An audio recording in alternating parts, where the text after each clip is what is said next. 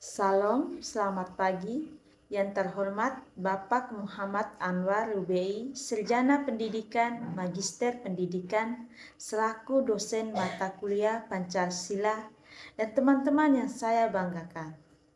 Baik, perkenalkan, nama saya Maria Priska Lianinau, kelas A pagi, NIM 4123101005, Program Studi Pendidikan Jasmani. Di sini saya akan menjelaskan materi Pancasila dengan tema Pancasila dalam era globalisasi. A. Konsep dasar Pancasila.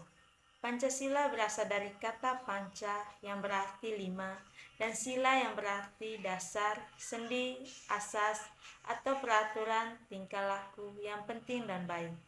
Dengan demikian, Pancasila merupakan 5 dasar yang berisi pedoman atau aturan tentang tingkah laku yang penting dan baik.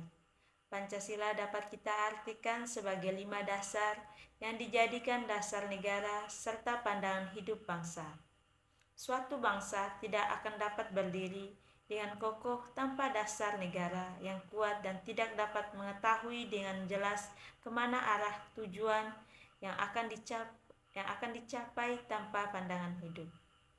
Dengan adanya dasar negara, suatu bangsa tidak akan terombang-ambing dalam menghadapi permasalahan baik yang dari dalam maupun dari luar. Peranan dan fungsi Pancasila.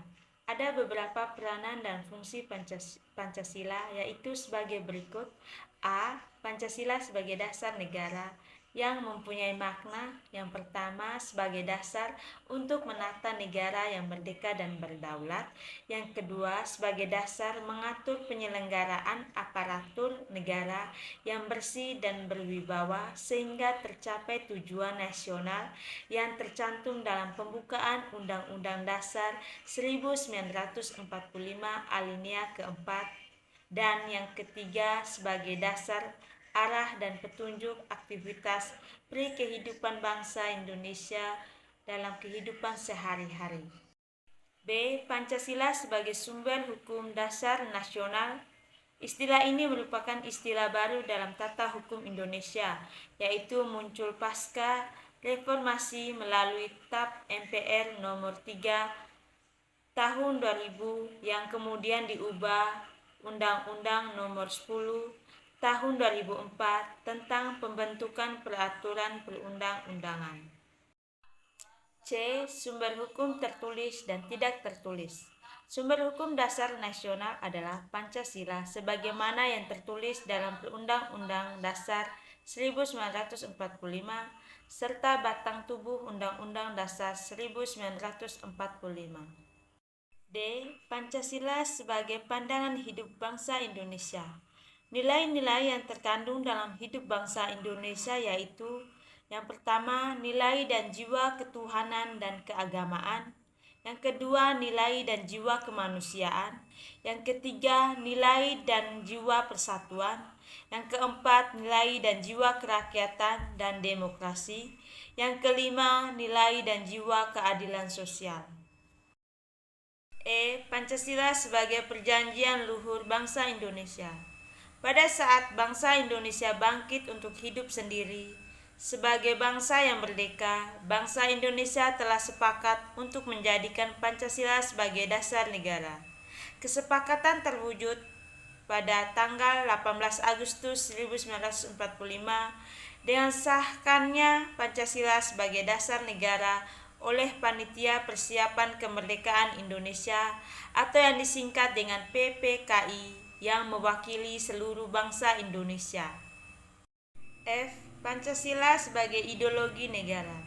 Pancasila sebagai ideologi negara yang merupakan tujuan bersama bangsa Indonesia yang diimplementasikan dalam pembangunan nasional, yaitu mewujudkan masyarakat adil dan makmur yang meratai material dan spiritual berdasarkan Pancasila dalam wadah negara kesatuan Republik Indonesia yang merdeka, berdaulat, bersatu, dan kedaulatan rakyat dalam suasana kehidupan bangsa yang aman, tentram, tertib, dan dinamis, serta dalam lingkungan kehidupan pergaulan dunia yang merdeka, bersahabat, tertib, dan damai. G. Pancasila sebagai pemersatu bangsa. Bangsa Indonesia yang pluralis dan wilayah Nusantara yang terdiri dari berbagai pulau-pulau, maka sangat tepat apabila Pancasila dijadikan pemersatu bangsa. Hal ini dikarenakan Pancasila mempunyai nilai-nilai umum dan universal sehingga memungkinkan dapat mengakomodir semua kehidupan dan berbineka dan dapat diterima oleh semua pihak. C. Era globalisasi. Menurut Setiawan, globalisasi merupakan suatu proses dengan kejadian, keputusan, dan kegiatan di salah satu bagian dunia menjadi satu konsekuensi yang signifikan bagi individu dan masyarakat di daerah yang jauh. Globalisasi mendorong adanya perubahan yang terjadi dalam beberapa bidang seperti politik, ekonomi, sosial budaya, teknologi, pertahanan keamanan lingkungan hidup, dan pergaulan hidup. Globalisasi adalah suatu proses tatanan masyarakat yang mendunia dan tidak mengenal batas wilayah. Globalisasi pada hakikat adalah suatu proses dari gagasan yang dimunculkan, kemudian ditawarkan untuk diikuti oleh bangsa lain, yang akhirnya sampai pada satu titik kesepakatan bersama dan menjadi pedoman bersama bagi bangsa-bangsa di seluruh dunia. Proses globalisasi berlangsung melalui dua dimensi, yaitu dimensi ruang dan waktu. D.